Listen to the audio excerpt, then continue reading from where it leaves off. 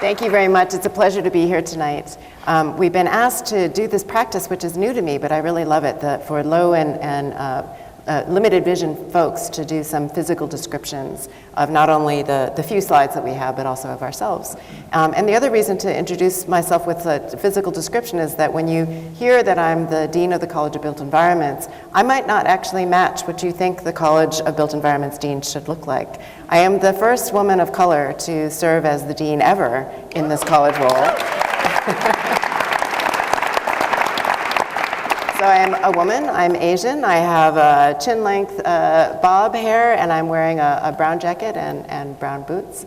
So it's my pleasure to be here today with this panel. And I'll ask them to introduce themselves also with a brief visual description, and maybe say just a few words about the slides that they brought. They just have one slide each, so it's not a slide-heavy presentation. We're mostly going to be in discussion. So let's see, I'll go in order of the slides. So that would be... Oh, that's me. That's you, Whitney. Wow. Yeah. Good evening, everyone. I'm Whitney Lewis. I work at GGLO as an associate and designer. The projects that I have on the slides this evening, in no order of importance, I want to say that, first and foremost, are Madrona Square, which is affordable housing in Everett, Jackson Park Village, which is affordable housing in Seattle, Wanawari, which is in the Central District, and is tenant improvement, and then Africa Town Plaza, which is in the Central District. So all of these are affordable housing components, or just affordable housing projects in and of themselves. I work in our affordable housing studio. To talk about myself, I am a Black woman. I have a smile as big as the eye can see. I have on these peach-colored glasses, which I'm told look awesome. I have brown, black, natural hair, and I'm wearing a black dress, black and white blazer, black boots, basically all black tonight. So, thank you, and I'm excited to really talk this evening and be with Meredith, Donald, and Renee. Great, thank you, Whitney.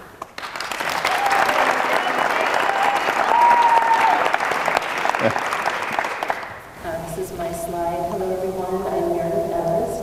I'm the managing principal at Ayers Architects, and the slide is a representation of our projects. We focus on multifamily, custom single-family, and commercial work. So on top, commercial project, bank building that we did in Renton. It has brick and some precast concrete. The top, I guess to your right, is our Family First Community Center. It's an interior photo with some wood features and concrete floor. That's what you see in the image. On your far left is a multifamily project in the Fremont neighborhood. It's called Renée. A lot of multicolors on the exterior facade and some tall tower glazing. And then at the lower portion is another multifamily project in Kirkland. It's a 5-story building with brick and fiber cement panels, and we have a street view looking at the building. And I am an African-American woman. I have short, chin-length curly hair. I'm wearing black pants, black boots, and a blackish shirt with floral print on it.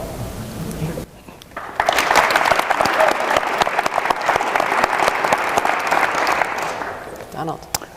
Well, I'm Donald King, and I am the elder of this group.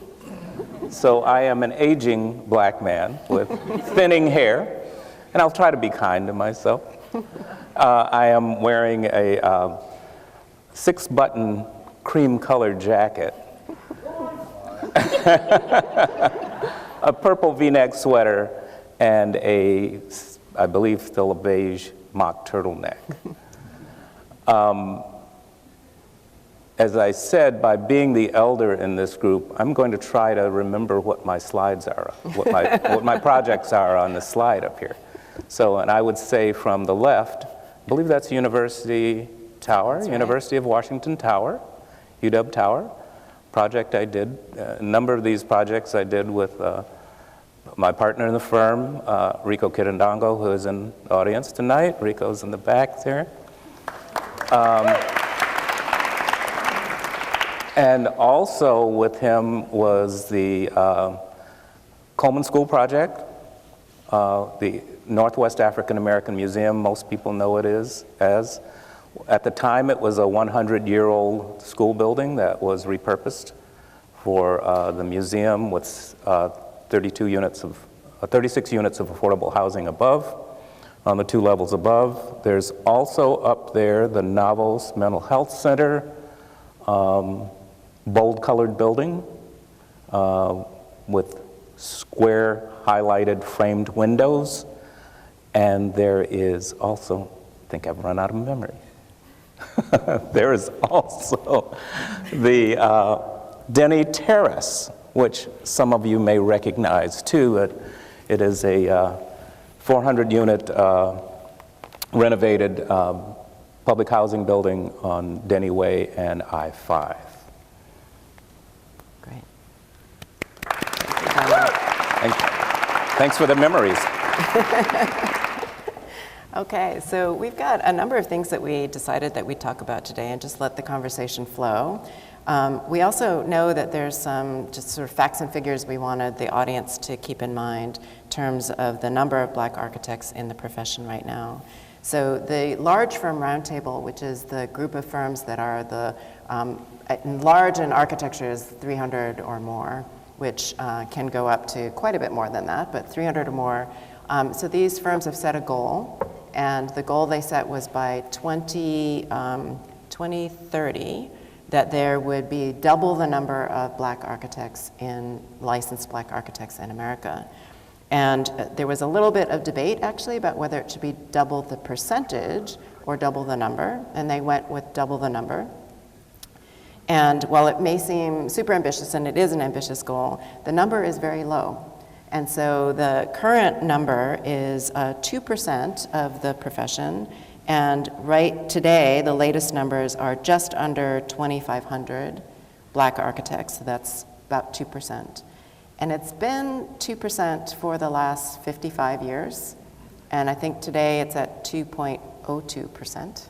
So the number is still pretty small.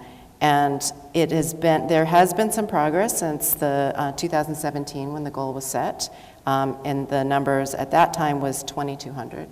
So we're talking about fairly small numbers, which means that the rarity of being able to see 3 Black architects on a stage doesn't happen unless you're intentionally creating a platform for 3 Black architects, because if you took a random sample, if you took a random sample of 3 architects, you would probably not have any Black architects, or maybe 1, right? So the numbers are very small, which also means that it's extra important to be mentoring potential Black architects, or for the folks to think about architecture as something that could be for them when they don't see very many people that look like them when they're growing up and thinking about what they might want to do. So it's something that's definitely part of the mission that we feel in the college, but it also extends to elementary school and high school when people are first even starting to consider whether architecture is for them. So one of the really wonderful things about the exhibit upstairs, if you have a chance to see it or if you've seen it already, is there's a lot about what does an architect do, and it shows a lot of where kids might just use their hands and think about models, and there's some sample drawings, and all the examples just quite naturally are Black architects. So you can enter this whether you're a Black elementary school student or a white elementary school student. You go and you say, oh, what does an architect do? And by the way, here's all these architects that happen to be Black, that happen to also have this particular racial identity, but have done these amazing projects using these amazing skills. So I really like the way that the exhibit was framed in that way. But I also know that there's some very particular experiences that come from being a Black architect today, or from whenever you started being an architect, and that it does evolve over time, but the number has been stubbornly low, just to set that context for you all. So I was hoping that each of you could talk a little bit about your own experiences as an architect, and to talk a little bit about some of the things that you'd like to highlight from your experiences so far. So we didn't really decide on the order in which we would go, but so it's up to you. So. Not it. How about we start with Donald? Okay, well, That's a tall order for, I've been licensed for 42 years now. I've been in the profession for over 50 years. And I would say there's a few highlights in the profession for me. One was I was in the profession for 2 years before I met a black architect. So that was significant. And then meeting that black architect, I was able to meet others too in that very small group at the time. And of course, 42 years ago, as Renée has said, the numbers have not changed that much from 42 years ago when I was first licensed. And I would say probably being licensed was also an incredible event in my life. Again, something I had worked towards for several years, wanting to be an architect since I was 9, and really putting all my efforts in that direction to finally be licensed was a big deal. Something I really hadn't expected was to become a fellow in the American Institute of Architects. When that happened and I got the letter, after making the application, and I got the letter, and someone in my office brought me the letter ceremonially, and I looked at it, and it looked wrong because it said Donald I. King, FAIA, and I'd never seen that before. So that was a big deal. And I think those highlights, are sort of the highlights of my career, but by no means these highlights took away from just the punctuation of frustration and also of triumphs that I've had in being in a profession that I love, and being in a profession, as the dean has said, I just happened to be black in. I did not go into it to become a black architect. I went in to become an architect.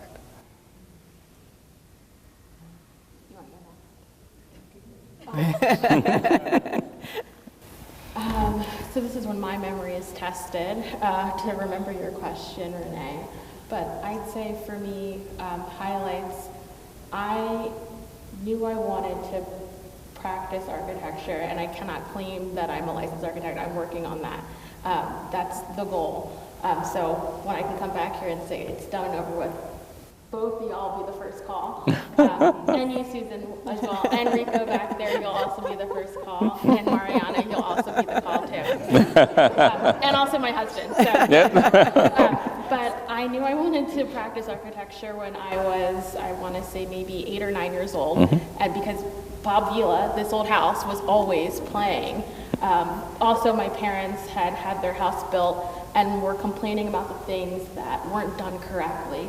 And it really bothered me as a child where you could be in a place that was yours, but something was wrong because you weren't a part of the process. And I say that now because of the experiences that I've had.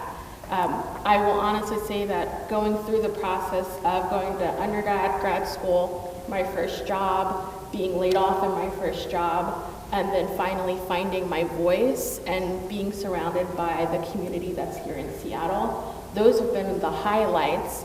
But those are things that we don't always talk about. It's those struggles of you're at your desk by yourself and you're trying to get through your latest deadline, or you're out on the job site by yourself as a woman and as a black woman, and you're like, what am I supposed to do? Who do I look towards?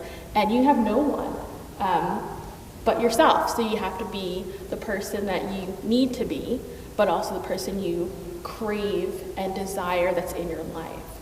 So those are the highlights. It's not always a pity party.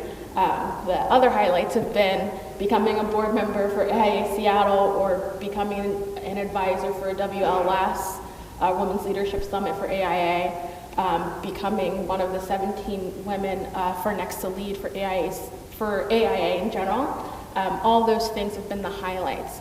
But if we're going to bring it back to project work, and one of the things that you said, Donald, was that the first time you worked with a black architect was 2 years into you working.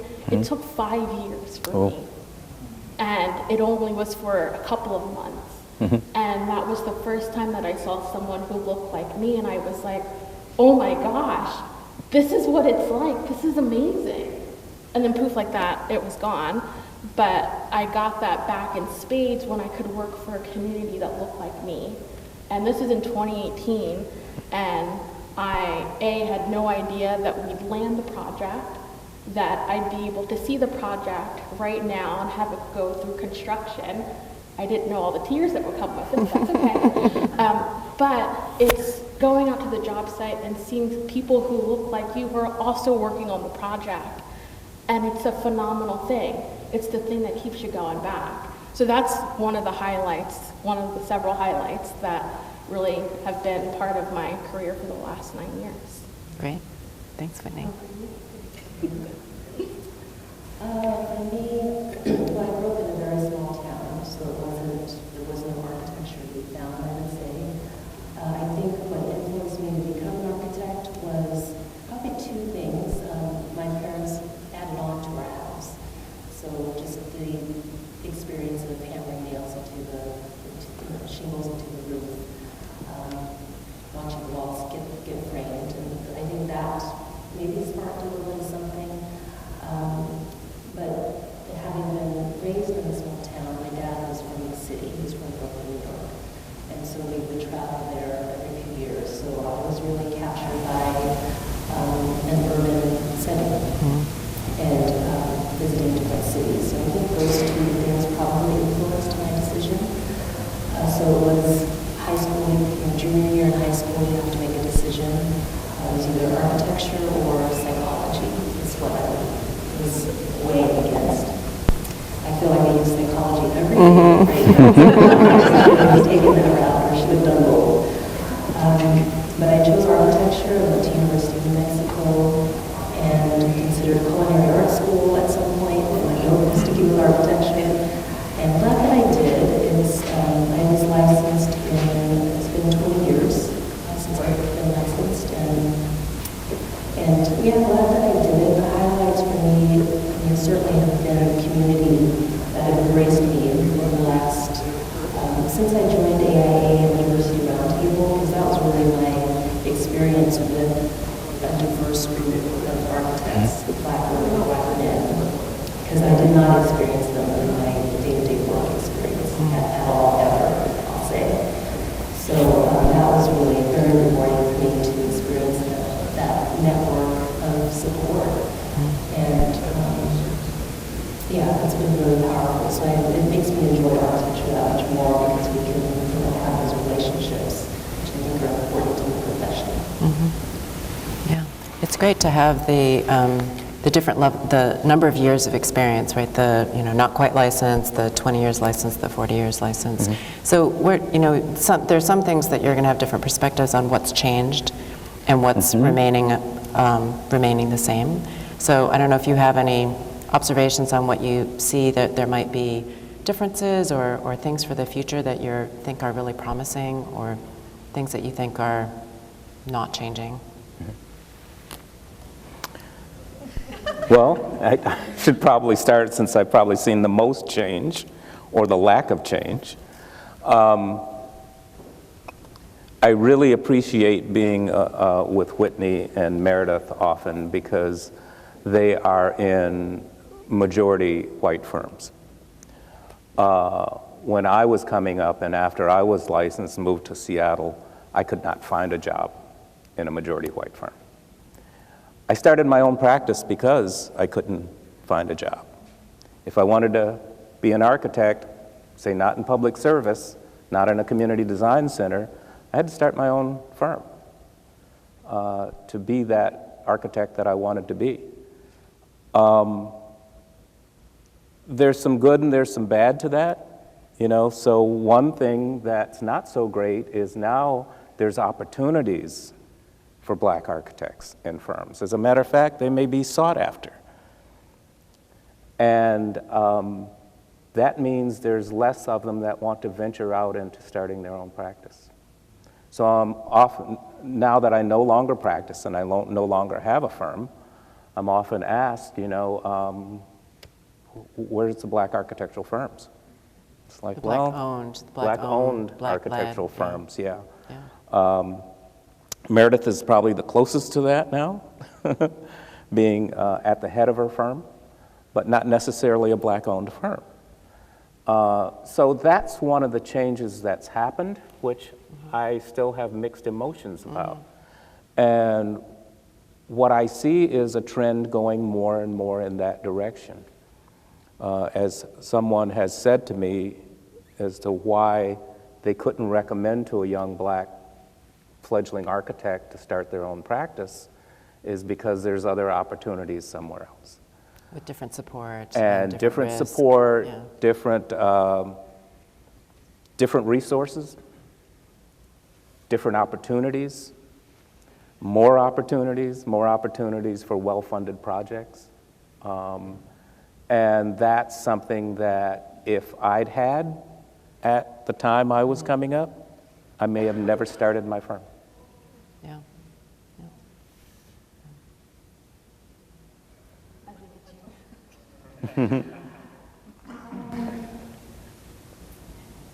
Yeah, I feel like my experience has been very isolated. You know, I've worked for a handful of companies over the years, and so the change is not as evident, I think, as I feel like I've been involved, but I've just been kind of focused in on what I need to do to survive and get through this project and get through this milestone, whatever that may be.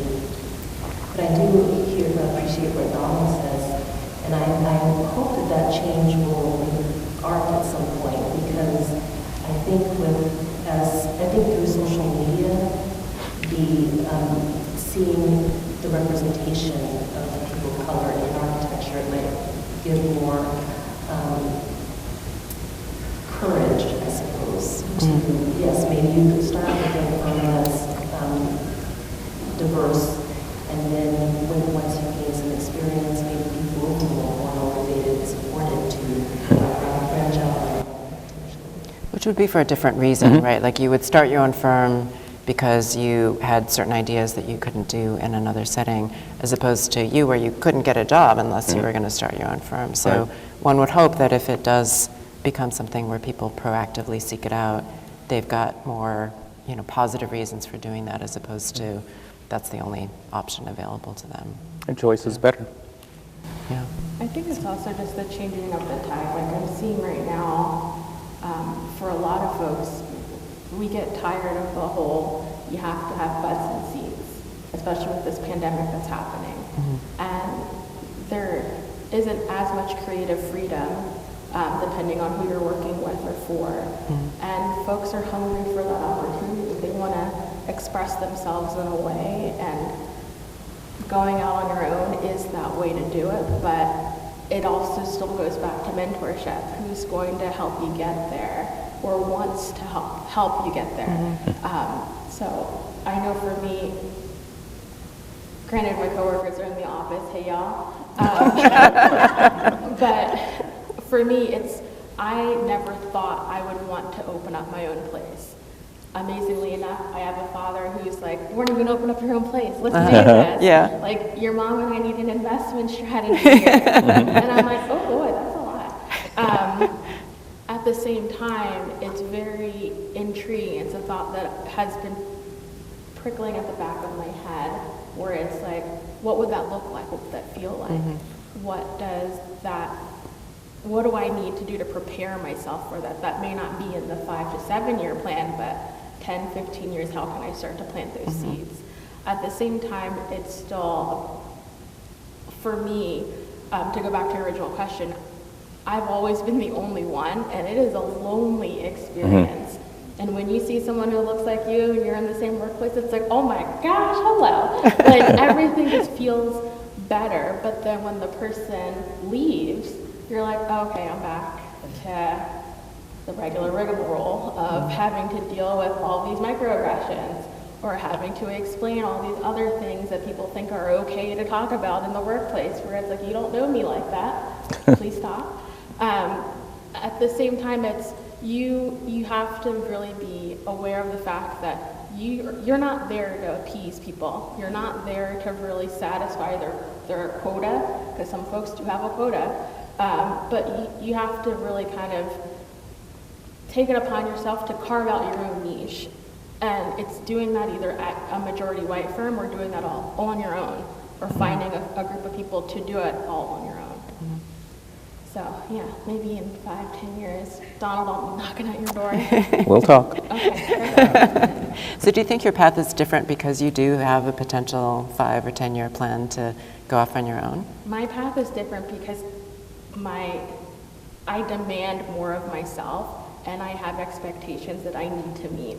Because if I don't meet them, I will be increasingly unhappy, and you only get one chance at life. I want to do it right, and I want to do it for the better of society, myself. There's so much more that's bigger than just us. There's so much that's happening here in the world, in Seattle, whatever. Like, you have to take your chance. You have to shoot your shot. You're going to make mistakes. You're going to fall on your face. I probably will fall on my face sometime today. But you got to just do it. You're going to lose, but as long as you know you took the chance, that's all that matters. Still love my job. Making sure everybody knows that too. I don't know, Donald or Meredith, I mean, you are role models for many people. So do you feel that pressure, or do you feel like, do you consciously kind of put yourself, say certain things, or put yourself in certain, I mean, you've accepted leadership positions in lots of different things. Do you think some of that has been trying to make the world a better place, or do the bigger thing like Whitney's saying? Meredith. There's pressure, but it feels right, though. It's the right kind of pressure because you feel like you can make a difference. And whether it's even just showing up or talking to someone and asking them, what struggles are you dealing with in your job? Or how can I be of assistance to you in whatever way to help you accomplish X, Y, and Z? Right. So my nature is to not put myself out there and just, again, put the head down and get my work done. But I do feel like it's important for me to check in with others and just to make sure that they have any support I can offer. And so, yeah, there's a bit of pressure there, but it's some good stuff. I feel like if I squeeze it hard enough, a diamond will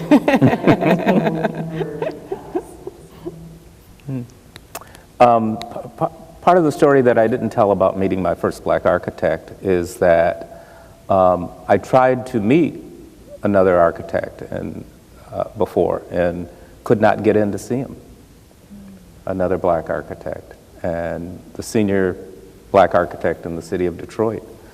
And I promised myself that I wouldn't do that, that I would always be available for particularly young black architects, fledgling architects, wannabe architects, young people in elementary school even that want to be an architect, that I'll make myself available to them. That I do like sharing my story. I like sharing the advice. It does make you feel good that you have something to offer and have something to offer someone that you didn't get yourself many times. So it's one reason I do it. Yeah, I agree with that. I had a similar experience where I reached out and just, I'm sure people are busy and they never responded. And so you feel a little bit alone when you're in that situation. And so I don't want people to feel like they're alone. Yeah. That's actually quite true. You've offered plenty of advice to me. Donald, I remember reading about you and then finally meeting you, and I was like, oh my gosh, I'm in the same space. And then to share the stage with you, like, dreams do come true. It's a reality, I kid you not. Like, Meredith, the advice that you gave me I said, does it get any easier? Like, as you get through the years? And you're like, no. I've said, literally, you told me that, and at first I was really disappointed. And then I was like, she's got a point. It is the practice of architecture. But at the same time, it's like both of you are always there to have a word of encouragement or advice or support. And it is phenomenal. It literally has changed my life. So to be sitting here on the stage with the both of you is profound. And it is a privilege. Well, thank you. So there's, architecture has very much been a white male-dominated firm. So there's particular challenges that might come from being a black woman. So do you think that things are changing? Do you think, what would you want to change other than the numbers, right? That it's definitely you're getting the kind of double minority. You want me to go first? Or? Okay, let's buckle in, y'all.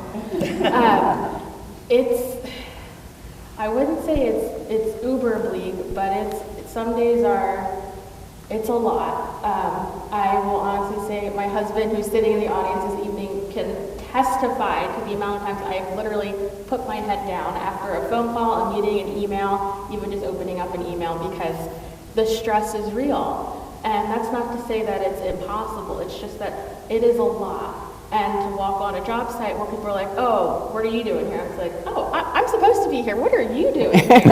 Like, that's the question I have for you. But at the same time, you're not here because it's an accident. Being a black woman in this profession, you are a literal walking unicorn. You have earned that horn on your head, that crown on your head. You are supposed to be here. And if no one has said that to you today, this month, whatever, I'm going to tell it to you. You can call me, and I will send you a text message, an email. I can't do facts. But it's a blessing and a curse.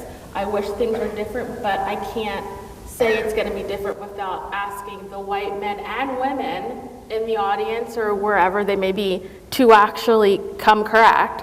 And by come correct, I mean by recognizing the fact that they're the ones who still hold the keys to the castle, especially the folks in HR. Y'all definitely hold the keys to the castle. To really make a concerted effort to stop hiring people who look like you and to take a chance on people, especially taking a chance on black women, because we're the ones who are out there either working extra hard silently and still getting the job done. And it's a thankless job, but someone's doing it, and a lot of times it's us. Over to you, Meredith. Oh, that was there you're going to end? Okay. I don't want to get all preachy. Yeah, my experience has been, nothing harsh or negative in general. I certainly feel, especially when I was younger in my career, you walk into a room and you don't see hardly any women, and definitely no black women in the room. And so I think my experiences have been fairly mild because the mentors, the white men who mentored me, and often the circles that I was in, the construction team, they were, no major issues. I've had moments of where I guess maybe I felt invisible, where I'm actually speaking and the person is not looking at me, waiting to hear the same information from the next person. So I acknowledge those situations, I recognize them. It doesn't slow me down. I think it just kind of fuels the fire a bit. Because I think many of us, we were raised to work, twice as hard, twice as long to get half as far. And so that's been my approach throughout life. And you know that you're going to come across people who don't think you've earned it or don't think you've worked as hard. And you do have to, or I have to balance that imposter syndrome where I'm like, okay, well, do I deserve this? Did I earn this? And I battle back on it. Yeah. But I do think it is changing. I'm super inspired by the young people that I've met in architecture, the elders, or the third generation of architects, and especially through what you see in publications nowadays. You see boss women in front of their buildings, and so that inspires me, and I think that will inspire future generations of young black women to say, oh yeah, this is actually a profession, first and foremost, acknowledging it as an option, and then choosing that profession. I think I'm very hopeful, very optimistic. I think there's been a lot more conscious decisions in media, for example, to show a wider variety of models for, what professions might be for doctors and lawyers and architects. But it's still, I think, a a struggle. I think that the numbers are stubbornly low for lots of different reasons. And I do think that the conscious social media and the firms, especially recruiting Black architects and women architects, I think you have seen some change in the leadership of a number of the firms that really did look different in the last couple of decades. So, yeah. So what would you say, Whitney, you had some advice for those that are not Black, so the white allies in the room and in the firms. What would you want to say to those that wish to be allies, that maybe are feeling like, what do I do? I'm not Black. I don't know any Black architects. How could they help, or what could they do? How much time do you have?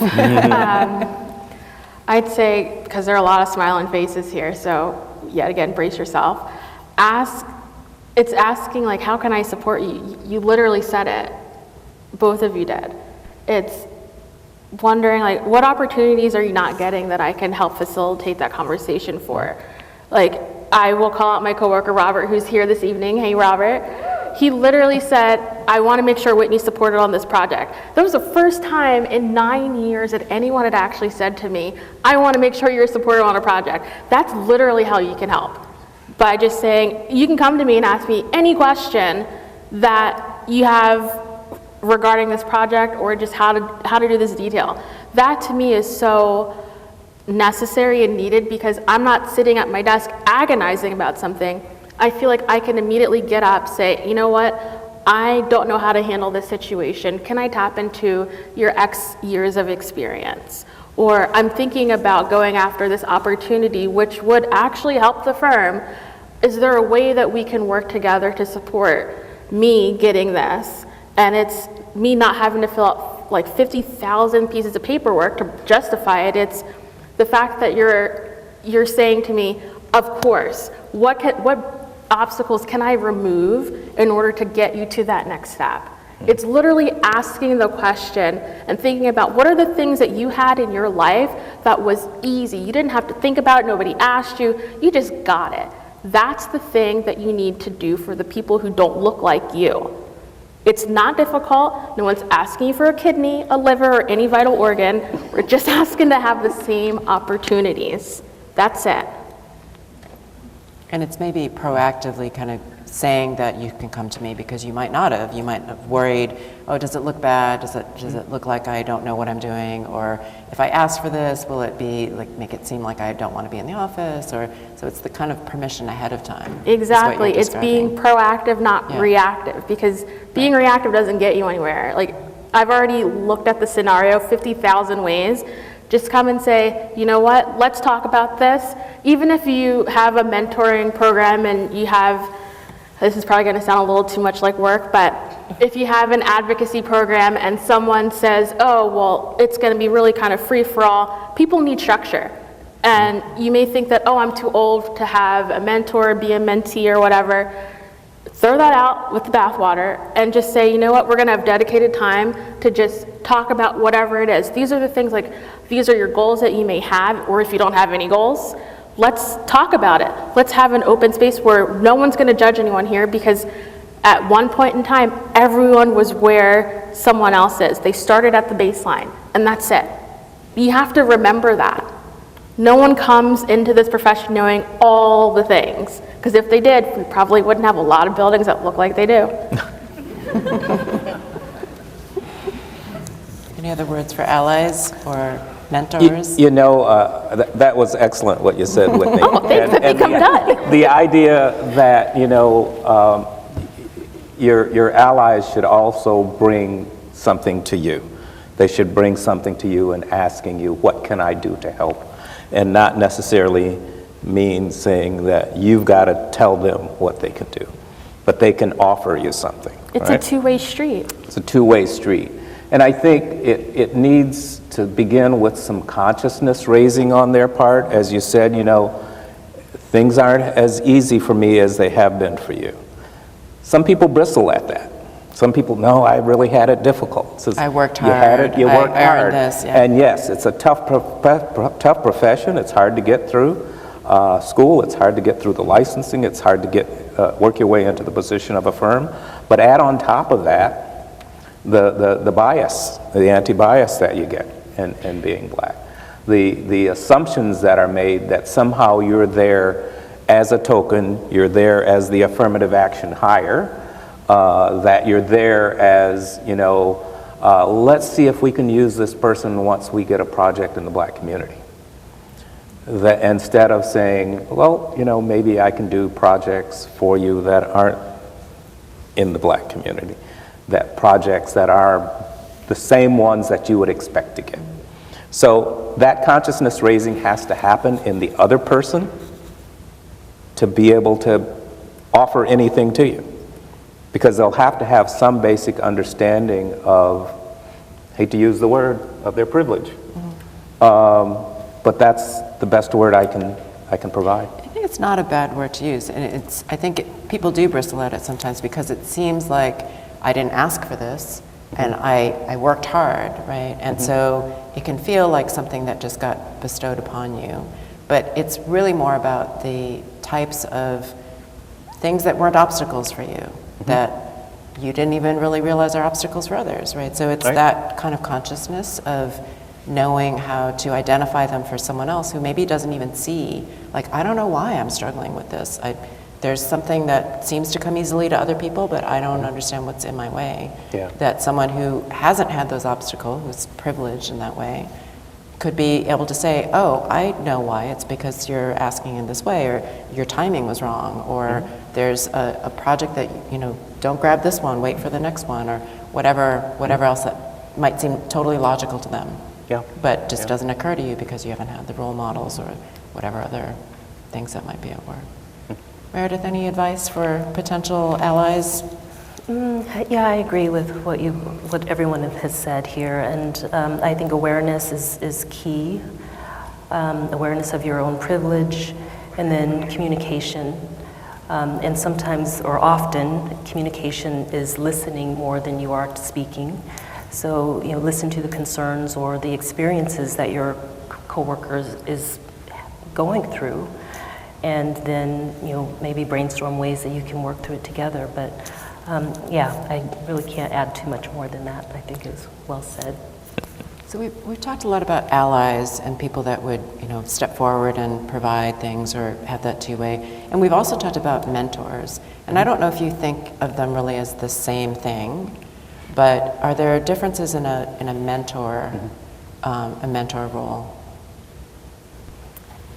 One point I could make about an ally it's someone who sees something in the room happening and speaks on it, you know, speaks up.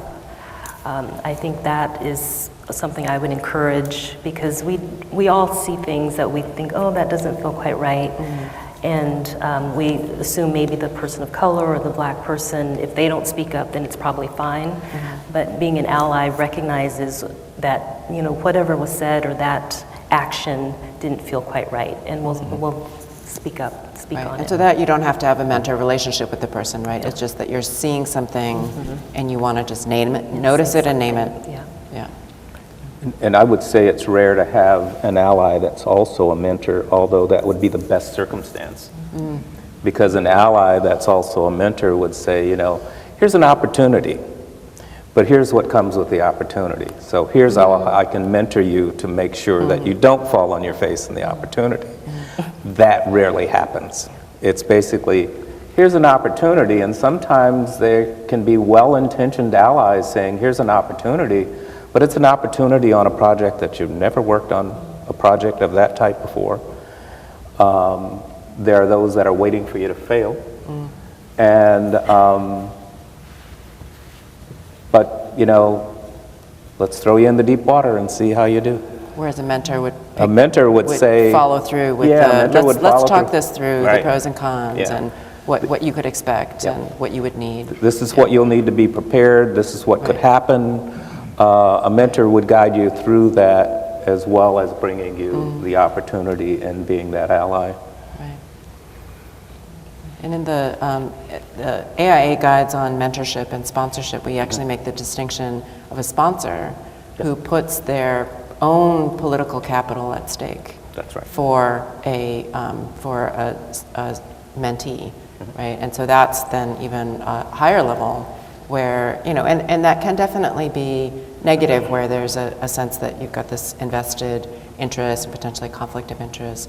But to be willing to actually expend and take a risk and put someone forward is that kind of sponsorship, which is even more than mentorship. So it's not that you can't have a blend of an ally, a mentor, and a sponsor, but they do seem like they're slightly different roles, and people can play, different depending on the circumstance. I'd say there's definitely different roles, but also you should have a bevy of those roles in your life and in your circle. Yeah. You need to have someone who's advocating for you, someone who's championing for you, and who's mentoring you, and is also your ally. And as Donald said, if they're your mentor and ally, please let me know. Because if there's somewhere that they're hiding, I would love to have one. Yes, I'm still always looking for a mentor. At the same time, it's recognizing that one person, one firm cannot be your all. You have to go out and look for those things. Sometimes people are open and receptive to it. Other times they're closed and they're not going to tell you that, but you have to work at it. It's almost like a math problem a little bit, where you're trying to figure out, okay, how can I get to know that person because they're going to help me get to the next rung on the ladder, but also who do I know or who knows me? It's that I'm looking for someone or something to help me get to that next rung. So it's a little bit of networking, which is probably a word that no one likes to use or do, but it's great once you get over the initial hump, it's okay. But at the same time, it's recognizing the fact that you have to look for the mentor, but also be receptive and say, hey, I don't know everything. There's a level of vulnerability that takes place on both parts. To be comfortable and confident to say that I don't know this, but I'm willing and open to learn. I'm curious about it. Can you help me? And there are sometimes, you were mentioning before that informal mentorship happens quite often and can be valuable, but structured mentorship is different, right? Where you actually have a program, it's more clear if things that you're sharing, is it confidential or is it something that's just like a chat that you could pass it along, right? So there are things that a formal mentorship program gives you that an informal one would not, and having a variety, and actually having mentors that are not necessarily in your firm or even in your direct geographic community. I mean, I mentor people from all over that I've met at conferences or heard speak, or they reach out to me, and some of them I only talk to once every 2 or 3 years, and others I talk to much more frequently, and it's, I'm there for whatever works for them, so. Yeah, having a mentor outside of architecture is a beautiful thing. They see so many things that you don't see because you're conditioned, and you're like, oh my gosh, I didn't know I wasn't supposed to be feeling this way, or I didn't know this was a strange thing to do. I thought this was normal. Yeah, I thought that was normal. And it's like, oh no, that's not normal. And you're like, okay, I got it. This is, we'll fix it. We'll try to get to a solution. But yeah, it's great to have both of them when you can. There are lots of programs out there for the young professionals out there in the audience. I'm more than happy to talk with you about all of the opportunities that are at your fingertips. It's there. Becoming the mentor. Oh, my mentee's here. Hey, Alex. Do you want to share any specific stories of mentors that affected you? Is that something you want to? My mentors have all been informal. I've never been part of a formal mentoring program. And there are those that I've sought out. There are those that I just connected with because I knew they were elders or they were senior to me. And they've been both black and white. There's others that have offered. The first firm I worked in was an Irish-American gentleman that was like my architecture dad. So he really would sit me down and teach me things. And I was an apprentice in the firm, is what was called at the time. I was 17 years old, and I learned a lot from him. And I learned a lot from watching others that wouldn't necessarily claim to be my mentor, but I would watch what they would do and how they would do it, Frank Gehry being one of them. But others would be more aligned to the struggle that I would have as a black architect, so other older black architects that I would talk to about what was it like for them, and sort of learning, you know, what was it like, you know, 20 years before I entered the profession. Yeah. So you do learn a little bit about that perspective of being where you are in your time, looking 20 years ahead and looking 20 years behind, to be able to make some measure, you know, what is the measure of progress and what's changed. Yeah. So what does the future of Black architecture look like? What would you like to say to young students about why they should enter the field?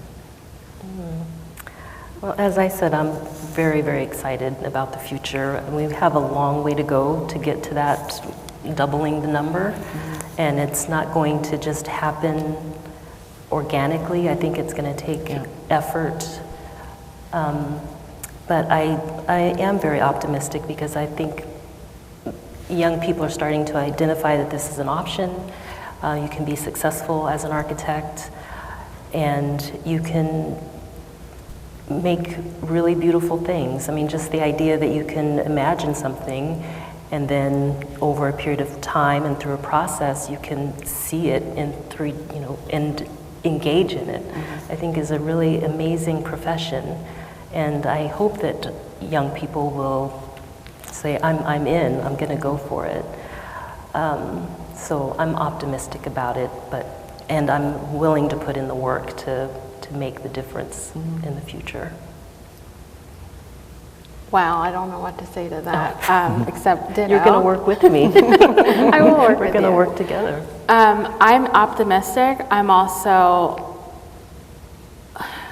I don't want to say I'm pessimistic a little bit. I'm a realist through and through. I am hopeful that the things that we've discussed today have been food for thought and seeds have been planted.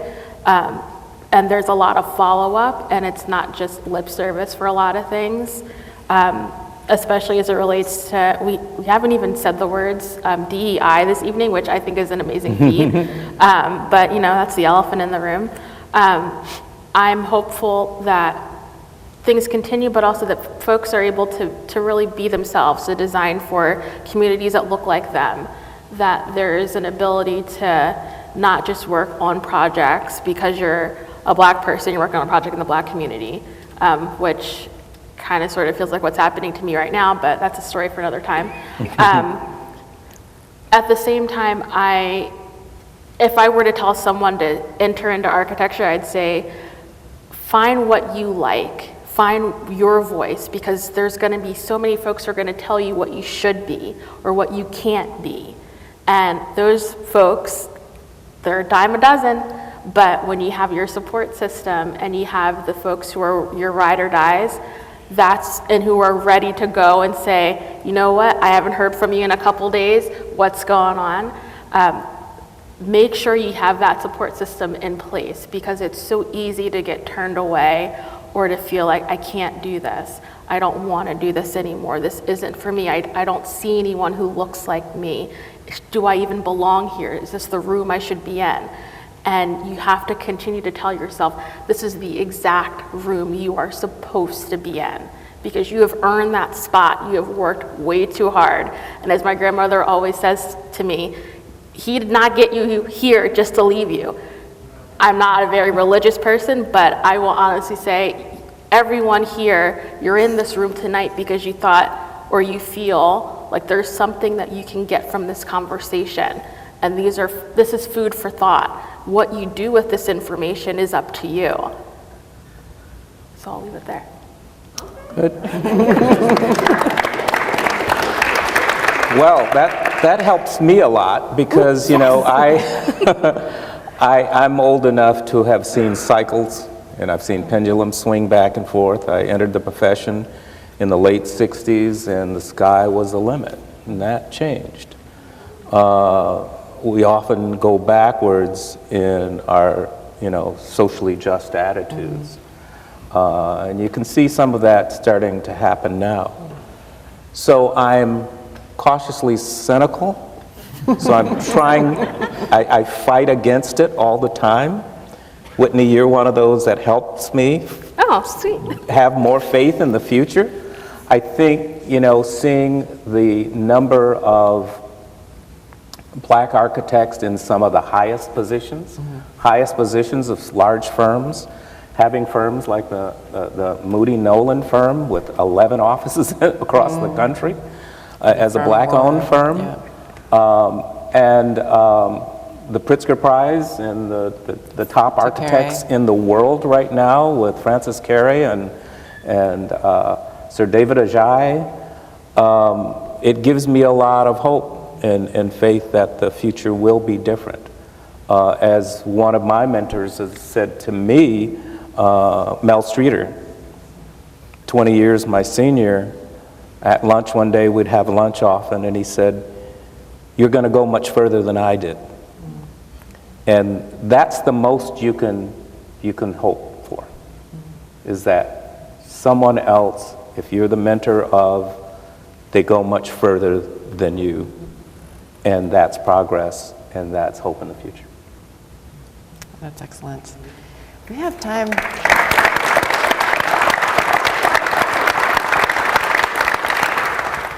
We have time for some questions. So we've got 2 ways that you can ask a question.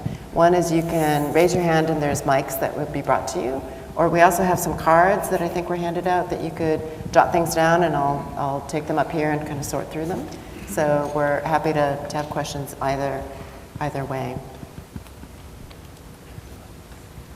So oh yes, we've got one right here. I kind of have a question for all 3 of you, if you don't mind.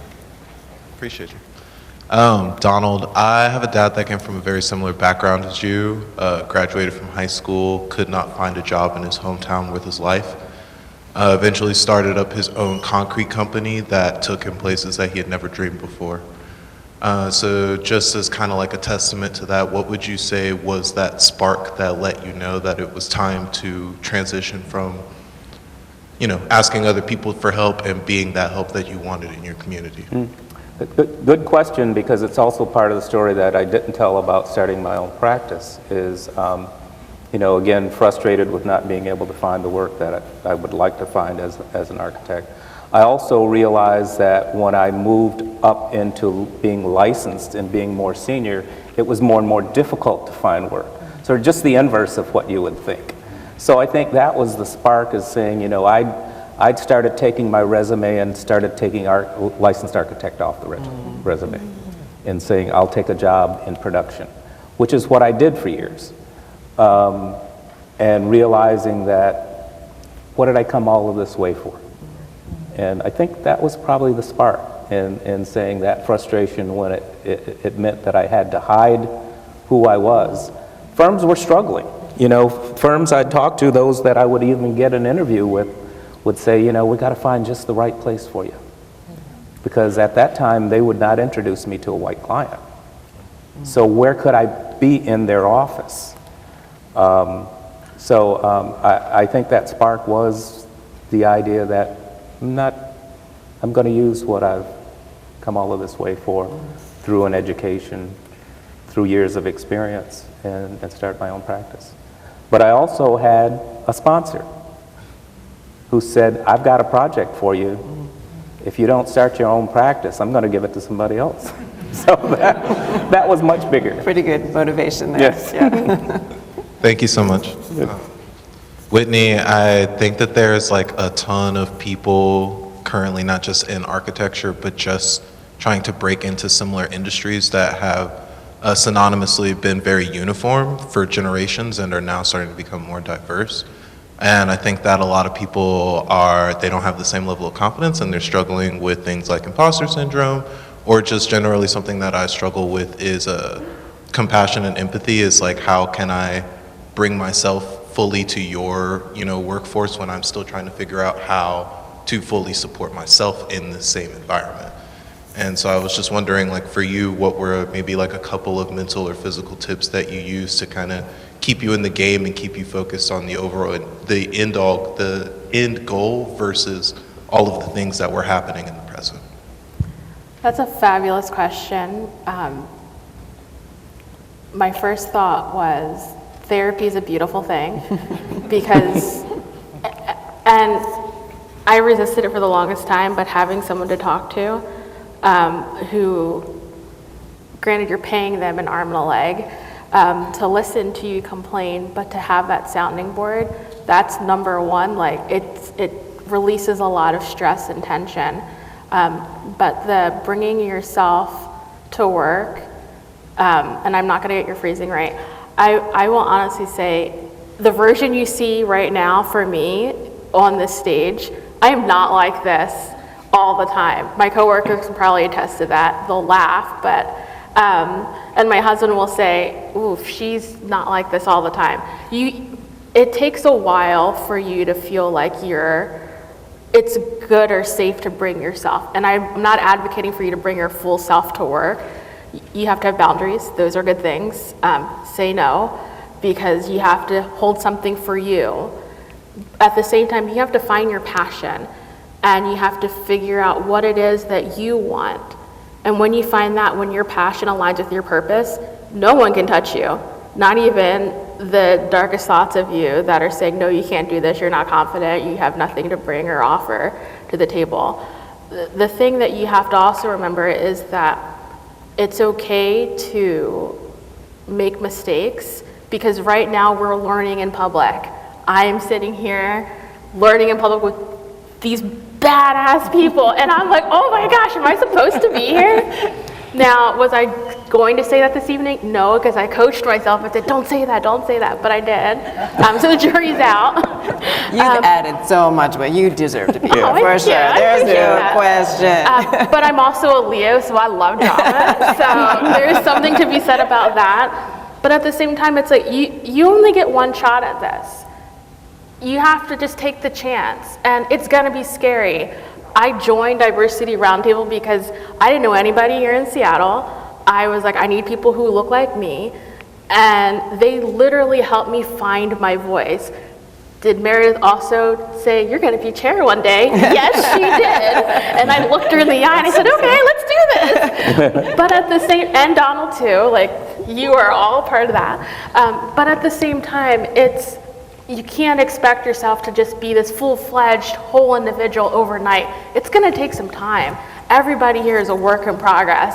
Like yesterday was a hard day for me. I was like, I'm ready to just go work at Starbucks and just like call it good. I'm ready to go, pack it up. But I didn't, because I'm still here, because there's a bigger point for all of this. You just have to find it, and you have to figure that out for yourself. And sometimes it's journaling, sometimes it's going for a long walk, sometimes it's just vegging out and meditating for a little while. But whatever it is, you have to figure out what brings you that joy and have that as something that is part of you and makes you your own person and brings that confidence, because there's no one else like you. You're one of a kind. Thank you so much for that. Oh, you're welcome. No problem. And finally, Meredith, I was wondering, I don't exactly know how to phrase the question, it's more so just a raw thought that I'm always having, because I grew up really big with media and advertising to schools, elementary schools, high schools. However, I 100% testify to what you were saying is I like to write, I'm a writer, and something that was never proposed to me is that writing could be a profession. It was always thought of as, oh, this is what you do for fun, and when you grow up you will have to find something much more stable that you can do for a living, a job that you can actually get.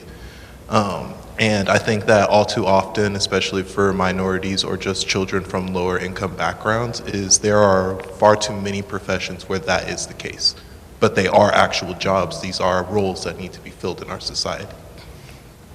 So I was just wondering what, if any, tools and notes or just tips that you have for getting that message to these younger children, high school students, even more so high school graduates that are transitioning into maybe a new career field or into a new degree field for college.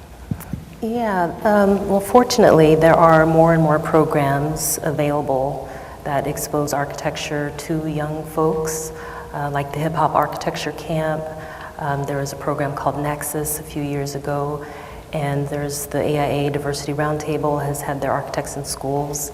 And so I think, and there's Project Pipeline. Project Pipeline and the ACE program. So there are programs out there that intentionally go into schools or intentionally connect with young people to expose them to the profession.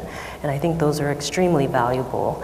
How young kids find those is a challenge, but I know those groups are actively trying to spread their branches and get out into those communities. Thank you guys so much also. I would like to add to the earlier question though, as far as, because it is a struggle to show up every day. And for me, sometimes I just have to tell myself, just one, I ask, what am I afraid of? And often we're afraid to fail at something. And so acknowledging that, oh yeah, I might fail at this, but I'm gonna take one step forward and just give it a try anyway might be helpful. It's a little bit of a psychological thing that I have What's the worst thing that could happen? Yeah. type of thing. Yeah. Yeah. But just, get out of bed and take those steps forward to accomplish whatever it is you have set out for that day. Thank you so much for that. Are there other questions? We've got one all the way over there. Is there a mic nearby? Or someone, I'm sorry, I can't see. Yep, someone's standing at the back and then someone has a hand raised over there. Okay, Renee, it's just me. It's Rico. It's Rico. Oh, Rico. You know me. The light is right. Hi, Rico. Okay, so I'm going to start with homage because I know everybody on this stage. Renee has been a huge inspiration to me for years. Donald, you were my mentor in architecture. You were my father in architecture. 17 years we worked together. Whitney, I've seen you blossom and grow in the years that I have known you. Like, the woman that sits on this stage just blows my mind. I need to come work for you. Meredith, the first time that I saw you on stage, I was jealous. I was like, that woman is on stage accepting this award. Like, I want to be that woman. And, you were all inspirational in your own right. So I'm going to ask you for inspiration for my son, who on the way here, he's 16, he's going to school at Bainbridge High School, said that he is interested in engineering and architecture. So what do you tell my young future leader of America?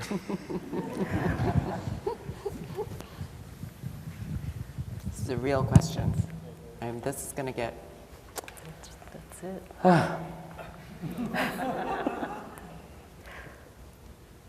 I'm not going to go first. That was quite the lead up. My first snarky comment would be, ask your dad. He's literally doing it all and is a phenomenal example. Could not ask for a better person and just knows everyone. Second, I would say, buckle up. It is quite the ride, but you're here in Seattle. You have a phenomenal support group, and everyone wants to see you succeed. You just have to ask for help or just give a look. We're ready to throw you a lifeline.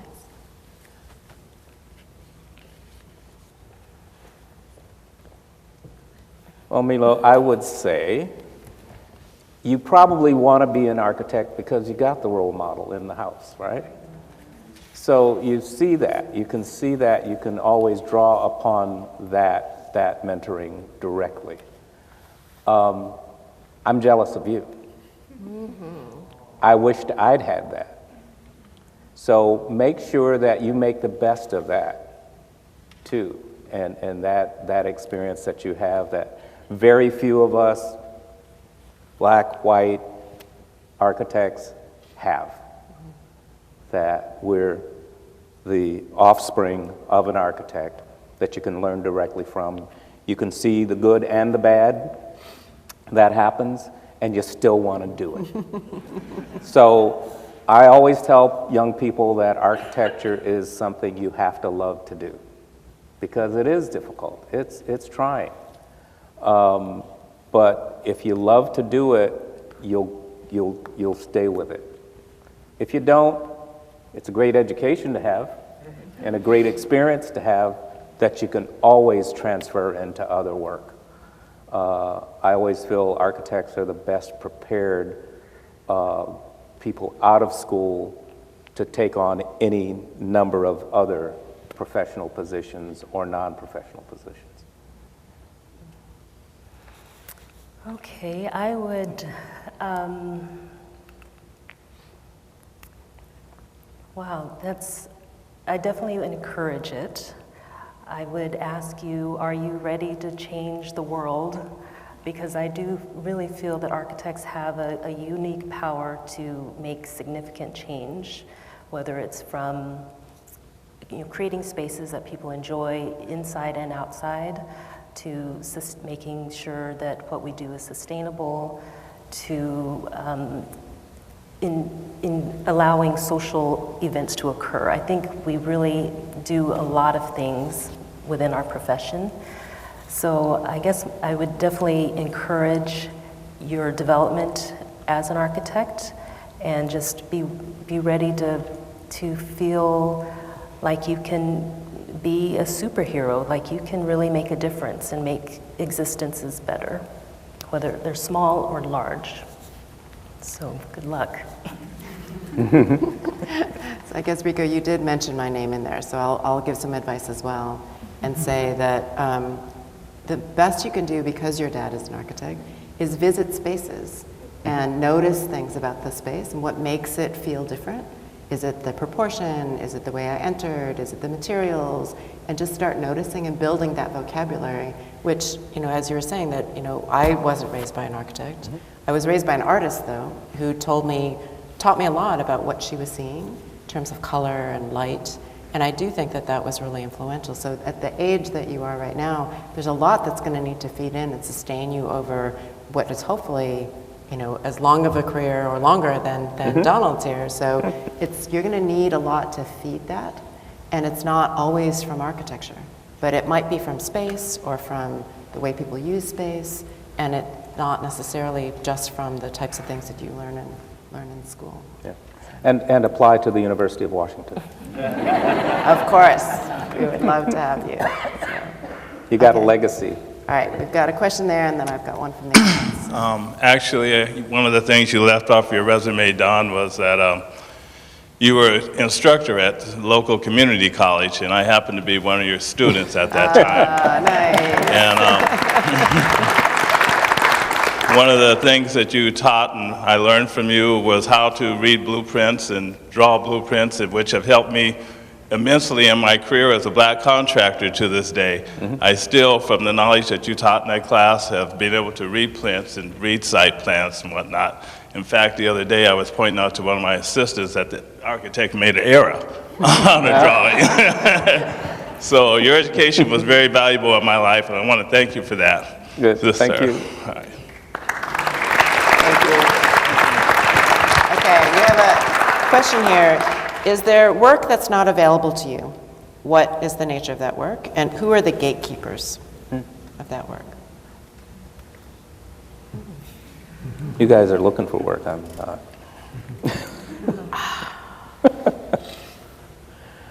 There's always work that's not available. There are rooms that I still cannot access. There are clients I still can't talk to just because I present as a young person. I am not in my 20s, but I mean, genetics, they're fabulous. There's always going to be a gatekeeper.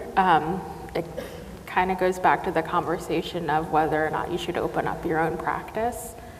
But sometimes you have to just continue to knock on the doors, bang down on those doors until someone gives you your yes. And when that doesn't happen, you have to give yourself the yes, because someone will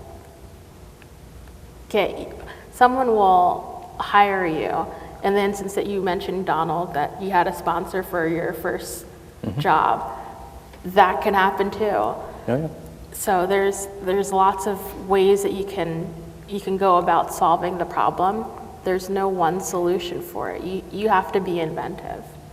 I don't know if that answers the question or if I've completely gone off No, track. I think that that definitely answers the question. I wonder whether this might be an opportunity, Donald, for you to talk a little bit about Nehemiah, which is kind of on the client side in a way of seeing the need and finding a way to create projects. Sure. Two others and myself, Bishop Gary Tyson and a developer named Aaron Fairchild, we formed a nonprofit business to help black churches to survive displacement from gentrification. And first, the Central District, we're expanding beyond that now. And we did that in a way that says, you know, if you develop the land holdings that you have, the property assets to build affordable housing, you stay within the mission of the church to do good in the community, but you also may be able to realize some revenues from those developments instead of just selling your property to for-profit developers. I find that in that position and running that organization now, I've been able to bring all the experiences and the skills and the hard-won lessons to that. So I'm in this sort of final chapter of my life doing this work, and there is something to look forward to after being an architect. I am now an emeritus, an FAIA emeritus, which publicly I can say I can't work in architecture right now. But I'm still a licensed architect. I still act as an architect and work that way, even in Nehemiah. But there's so many other things that I've learned and that I can apply to this new position in this new place in my life. So there's life after architecture. Other questions from the audience? There's one back there.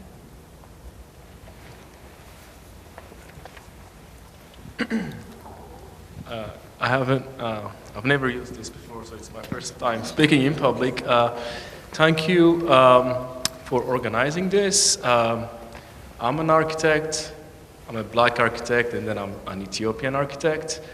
I'm a graduate of the University of Washington program. But I think it's really great. I think just creating the awareness and engaging the community and somehow talking about it, discussing about it, I think it's really helpful. And I think there are also others who are either starting out or they're sort of like facing it than you know what Donald I think he has a lot to share. Whitney is also as a young architect, I think she has a lot to share. But I think there are others who are designers, architects that I'm sure if you really now that you're aware of what's going on, if you reach out to, I'm sure you'll find others who are trying to find allies and collaborators, sponsors. It's the industry. I think the industry is also it has evolved through the years. There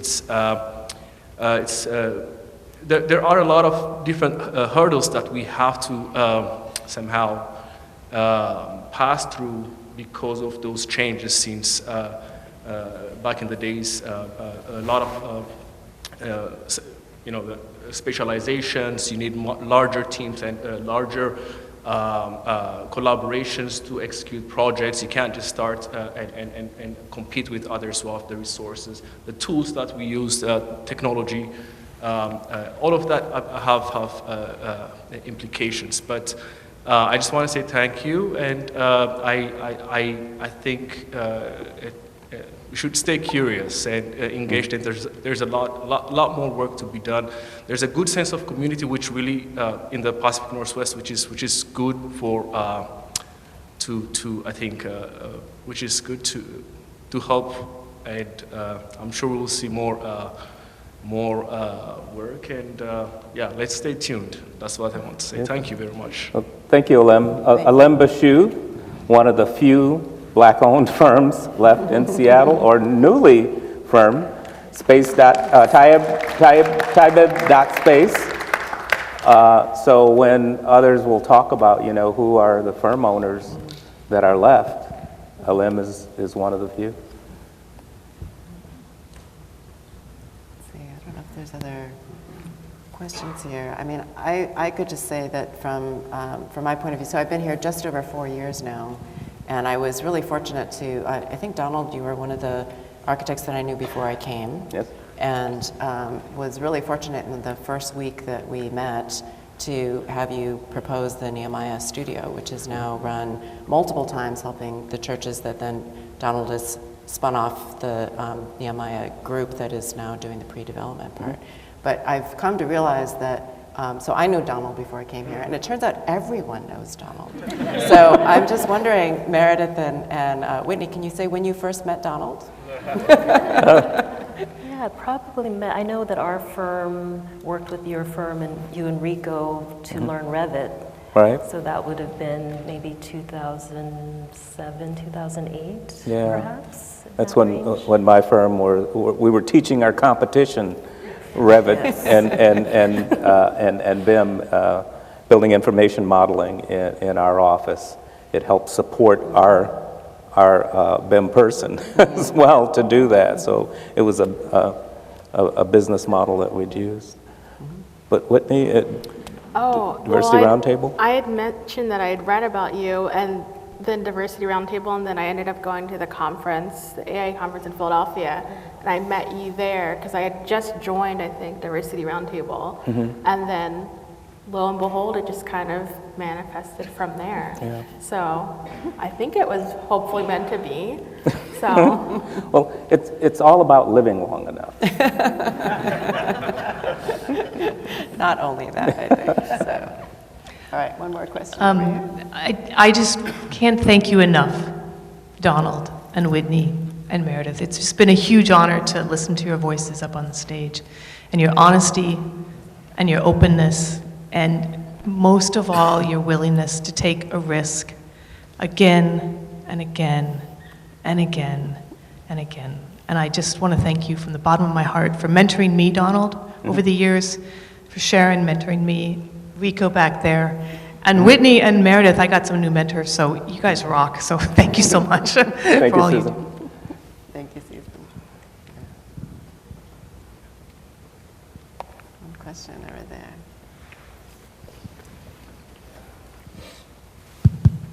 Hi, Donald.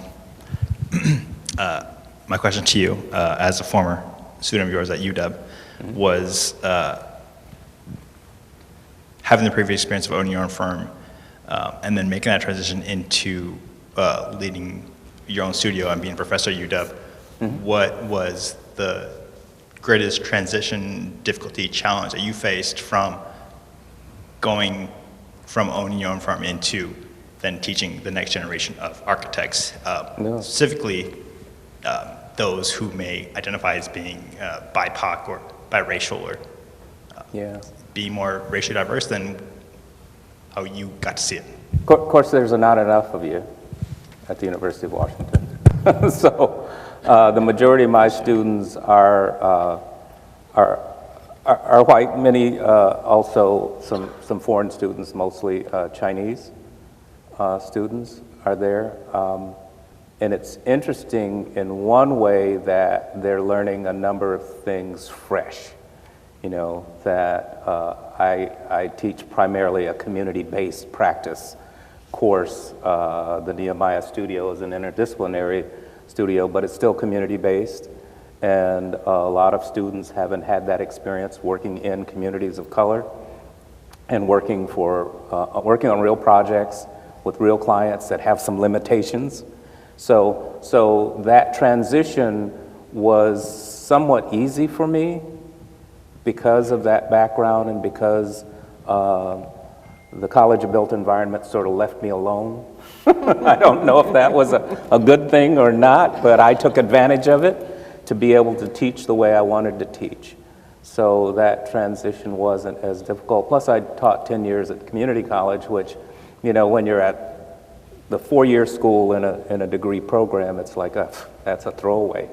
It's not, you know, so it is still learning how to teach and how to transfer information and how to work with students and how much you learn from them as well. I think the toughest transition is going from being the owner of my own firm and then going into the Nehemiah Initiative, which is a nonprofit business and having a board of directors that I always have to realize I can't call all the shots. Dean Cheng is one of my, as a member of my board of directors. But I tend to stray away and think that I can do things on my own and make all the decisions, and I can't do that. But yeah, the transition from work to teaching, for me, was relatively easy. I enjoy it. I enjoy teaching. I enjoy teaching in my office.